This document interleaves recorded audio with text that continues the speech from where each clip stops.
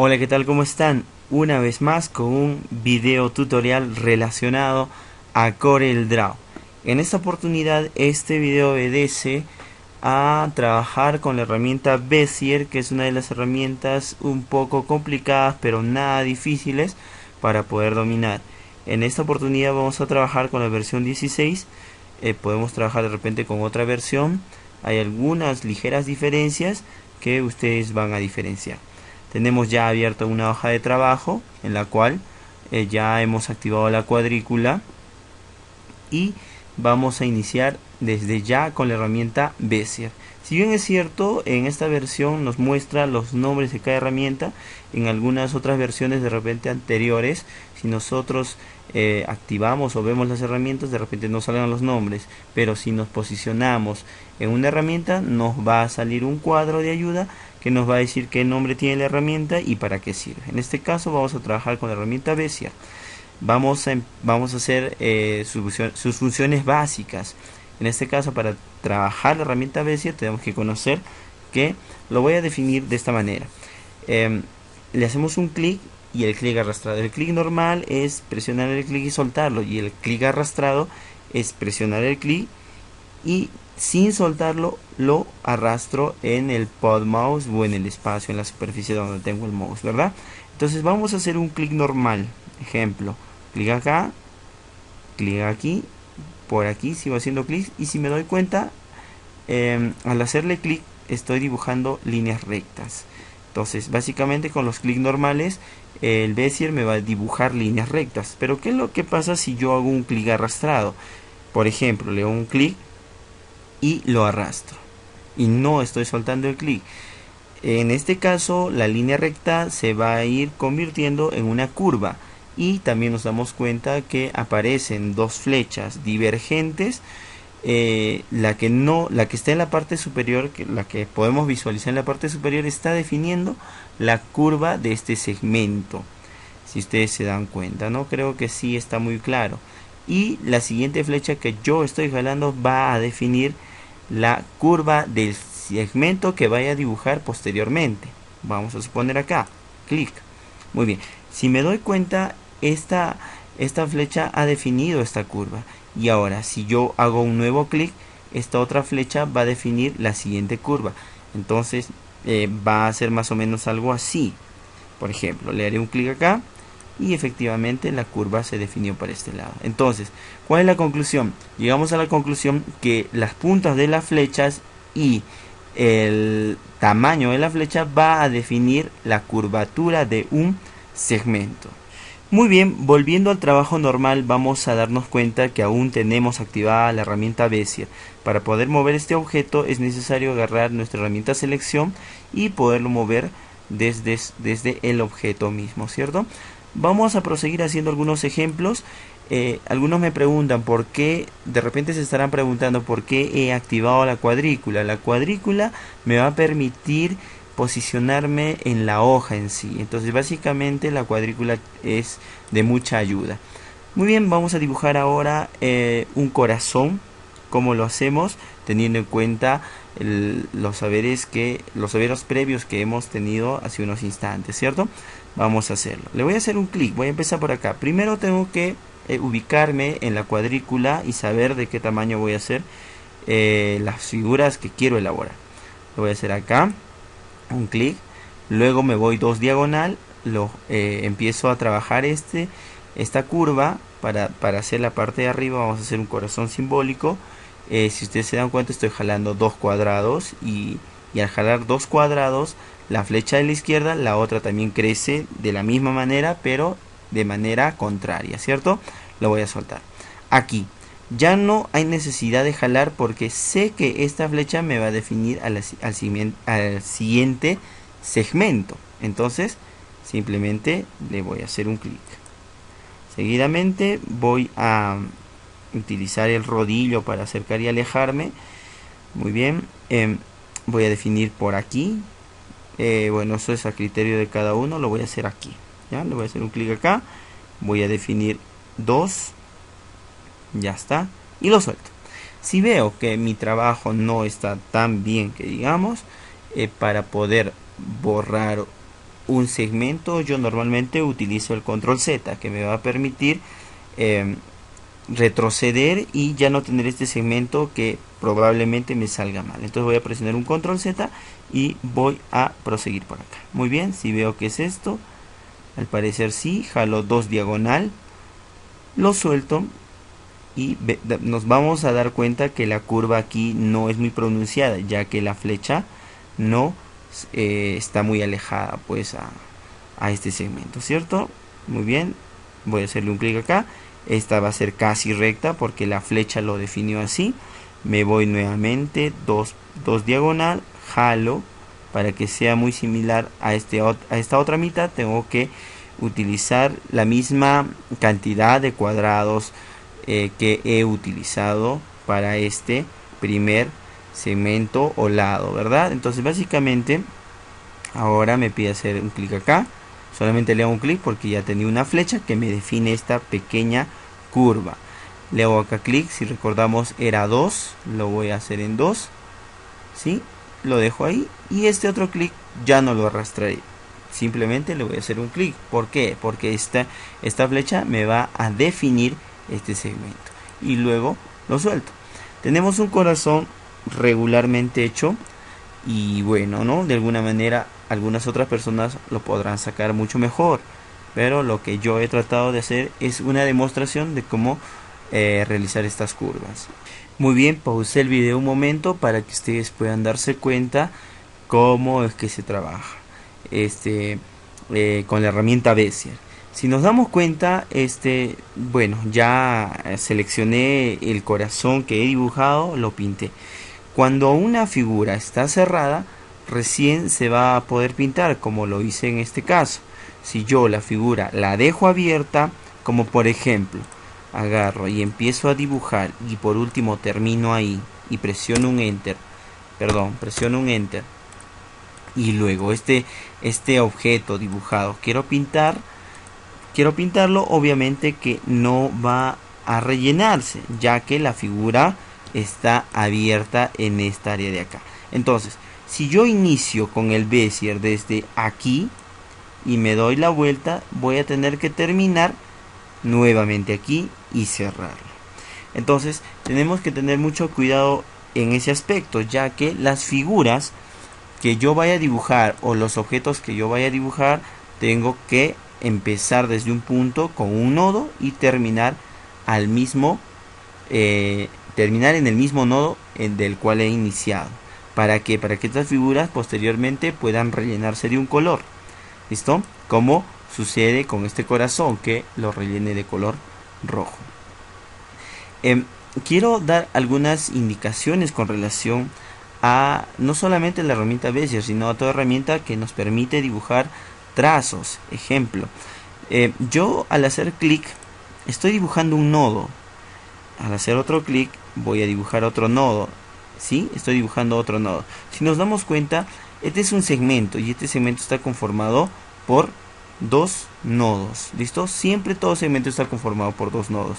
Y si vamos a darnos cuenta, si nos ponemos en un nodo, o si nos ponemos en un nodo con la herramienta, nos va a decir en qué parte del segmento te encuentras. Si yo me pongo acá, nos va a decir que es el borde. Si de repente me pongo por el centro entre estos dos nodos, me dirá que es el centro. Vamos a ver la demostración. Voy a seguir dibujando un objeto irregular. ¿Listo? Y si yo me pongo acá, fíjense cómo sale y dice nodo. Y al decir nodo, quiere decir que si yo le hago clic, estaría cerrando esta figura. Si yo me voy acá, si ustedes se dan cuenta, ahora dice borde. Quiere decir que estoy justamente no en un nodo, sino en una parte de ese segmento. Si yo me voy más para este lado, me va a decir punto medio. Este punto medio va a equivaler a este primer segmento que he dibujado, desde aquí hasta aquí, ¿cierto? Entonces básicamente, si yo quiero cerrar una figura, tengo que darme cuenta a que al momento de cerrar diga nodo. Y si ustedes se dan cuenta, abajo del nodo veo una flecha que apunta hacia abajo, ¿no? Que me dice que vas a cerrar la figura. Entonces básicamente, al cerrar la figura, ya esta se va a colorear. Muy bien, pausamos un momento el video para poder hacer algunos trabajos más con la herramienta Bezier. Acá tenemos una serie de pétalos, lo vamos a decir así, 3 pétalos que hemos dibujado, cada uno es independiente del otro. Vamos a dibujar este cuarto pétalo para dar una demostración de cómo lo hicimos, ¿no? Vamos a agarrar la herramienta Bezier y nos vamos a ir acá. Si nos damos cuenta, ahí dice nodo. ¿Por qué? Justamente es el centro de este supuesto grupo de pétalos. Entonces lo voy a hacer desde acá. Simplemente le hago un clic, me voy 3 para la derecha, como lo hice con los otros 3 que tengo ya dibujados. Me voy a ir 2 para abajo, y si me doy cuenta, esta flecha me está dibujando esta curva. Y si yo le hago un clic acá, esta otra curva que se dibuje va a ser igual a esta, gracias a las flechas, al tamaño de las flechas, a la dimensión que tiene y a la dirección, ¿cierto? Entonces le hago un clic acá y listo. Necesariamente utilizo mi herramienta selección, la selecciono y la coloreo. Es bien sencillo. Si ustedes paran el video y lo vuelven a ver, van a darse cuenta que es muy sencillo comprender la utilización de esta herramienta. Podemos ver aquí otro dibujo que hice con la herramienta Bezier, utilizando ya las flechas, las curvas que ya hemos explicado hace unos instantes. No voy a hacer esta parte de acá, creo, del cuerpo de este pescado, ya que es muy similar la utilización. Lo que quiero resaltar es, por ejemplo, esta línea. Esta línea de acá no es una línea cerrada, simplemente es una línea normal que acompaña este dibujo, ¿cierto? Entonces, ¿por qué no la he cerrado? Porque simplemente va a permitir dibujar o estructurar a este dibujo, ¿cierto? Y de igual manera esto. Obviamente que al último no vamos a poder colorear esta área de acá, porque esta área no se encuentra cerrada, ¿cierto? Entonces, para poder colorear, por ejemplo, esta parte que simboliza el ojo del pescado, tendríamos que cerrar este objeto, ¿cierto? Pero simplemente lo he dibujado de esta manera. Esta es una figura cerrada, sí, pero las demás, esta también. Bueno, esta no, ni esta. Entonces, básicamente, si yo quiero dibujar líneas, por ejemplo, con la herramienta Bezier, voy a empezar a dibujar. Y hay un momento en que ya lo quiero dejar así. Dos alternativas: o bien le hacemos clic a la herramienta flecha, o bien, para ya no poder dibujar, presionamos un enter y el trabajo quedó ahí, y ya me va a permitir dibujar otros segmentos. ¿Listo? Entonces, básicamente viene a ser ese el trabajo de la herramienta Bezier. Posteriormente vamos a hacer algunos dibujos mucho más estructurados, y bueno, espero que les haya servido de cierta manera estos trabajos que hemos hecho aquí, y que ustedes con la práctica puedan adiestrarse más con esta herramienta muy interesante. Muy bien, en esta segunda parte quiero hablar de un aspecto muy importante antes de realizar el trabajo con Bezier. Es importante saber que todo objeto que nosotros dibujamos o insertamos se van a insertar en una capa. ¿Y qué es una capa? Es un espacio invisible que va a contener a un determinado objeto. Vamos a hacer la demostración con nuestros objetos dibujados. Si ustedes recuerdan, lo primero que hemos dibujado ha sido el corazón, ¿cierto? Seguido de esta figura. Si yo esta figura la pongo encima, o mejor dicho, la pongo en el mismo lugar donde está el corazón, me voy a dar cuenta que esta figura la está tapando a la figura de atrás, ¿cierto? Entonces, básicamente, vamos a darnos cuenta que esta figura está en una capa de adelante y el corazón está en una capa de atrás. ¿Por qué? Porque básicamente podemos definir que cuando uno dibuja un objeto, siempre se va a posicionar en una capa. Por ejemplo, voy a agarrar mi herramienta elipse y voy a dibujar un objeto similar a este. Le voy a agregar color, y fíjense cómo este objeto recientemente dibujado se va a ubicar en una capa de adelante. En conclusión, todo objeto dibujado recientemente siempre se va a ubicar en una capa de adelante, y los objetos dibujados con anterioridad se van a quedar en capas de atrás. ¿Cómo cambiar un objeto el orden de ubicación. Hay muchas maneras, pero una manera bien sencilla es aplicando o utilizando el teclado abreviado, ¿sí? Para retroceder, que me gustaría que lo averigüen, pero para ser más didáctico yo voy a utilizar el anticlic. Por ejemplo, si este objeto amarillo lo quiero enviar hacia atrás, pues le haré un anticlic, ubicaré la opción orden y aquí nos va a indicar una serie de opciones. Por ejemplo, en este caso me gustaría que prueben cada una de ellas. Yo solamente voy a probar esta de acá que dice detrás de. Si le hago un clic, fíjense, el cursor se convierte en una flecha gruesa negra que me indica detrás de cuál de estos dos objetos quieres ponerlo, en este caso. Entonces yo le voy a dar un clic al rojo porque le quiero indicar que mi figura amarilla se posicione detrás de la figura roja. Y al hacerle un clic, mejor dicho, se va a posicionar detrás de la figura roja y por ende detrás también de esta figura, ¿cierto?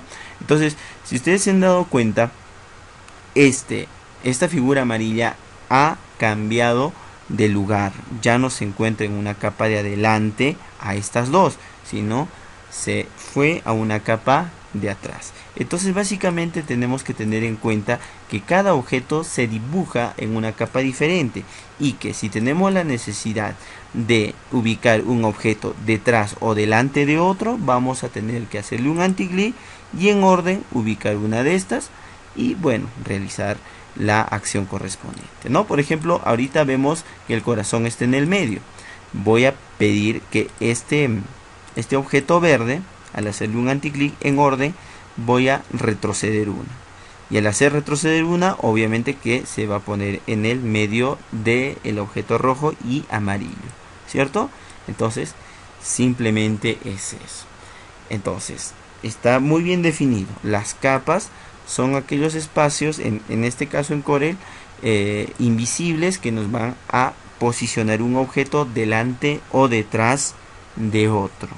Muy bien, ya hemos hablado de la herramienta Bezier, hemos hablado de las capas. Me gustaría hablar de manera muy precisa de dos aspectos. Uno, cómo configurar anticipadamente el contorno y el relleno de lo que vaya a dibujar o de los objetos que vaya a insertar.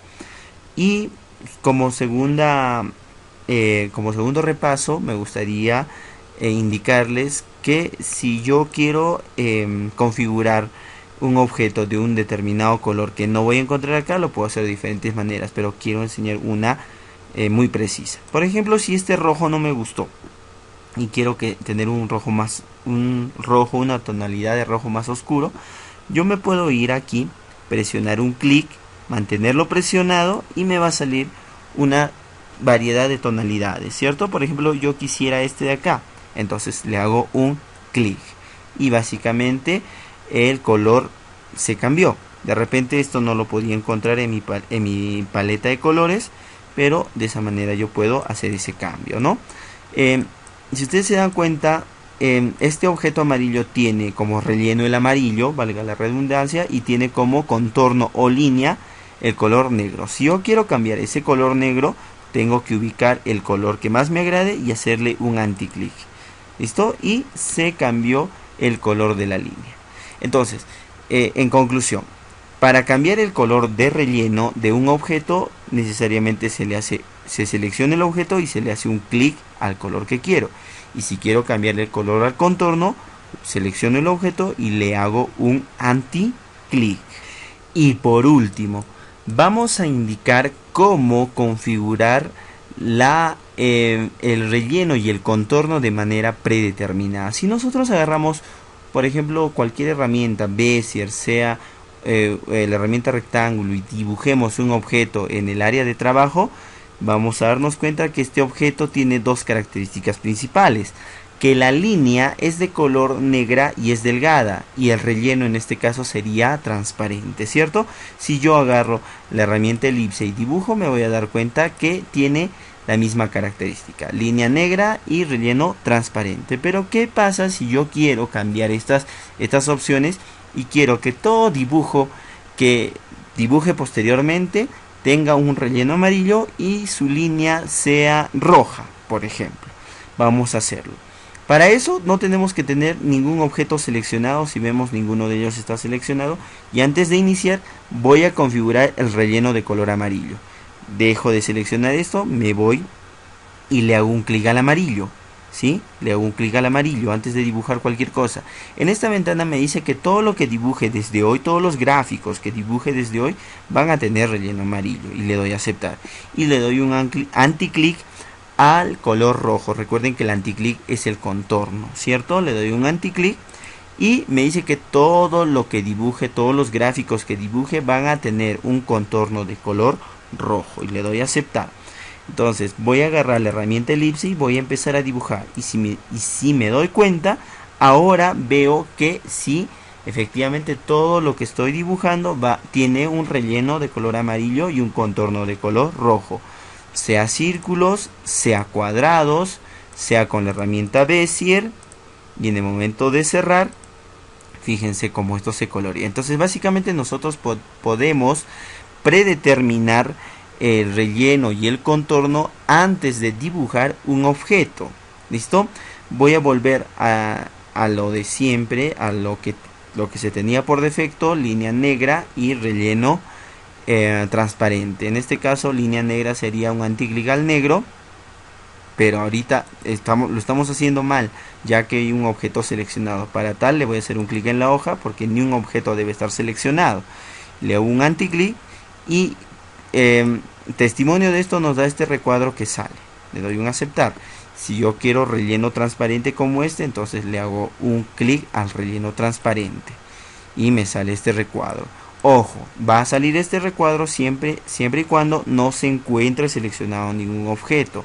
Y le doy a aceptar. Entonces ya he vuelto a configurar nuevamente a que mi contorno sea de color negro y el relleno sea color transparente, que nos simboliza esta X. Muy bien, con esto hemos terminado nuestro pequeño video tutorial. De repente nos hemos excedido en el tiempo, sin embargo tratamos de hacer lo mejor posible y ser lo más explícitos para que ustedes, jóvenes estudiantes, puedan entender. Si bien es cierto, no tenemos videos tutoriales relacionados a lo anterior, ya que hacemos o elaboramos aquellos videos tutoriales de algunos aspectos que nos parecen sumamente importantes. Recuerden que estos videos son hechos para un grupo de estudiantes que están aprendiendo. Sé que muchas personas ven estos videos y de repente les va a parecer muy sencillo. Sin embargo, esta explicación tiene fines educativos, en especial para un grupo de estudiantes, pero espero que les haya servido a todos ustedes. Muchas gracias, sigan visitando el canal OCR Educa y nos vemos en una próxima oportunidad.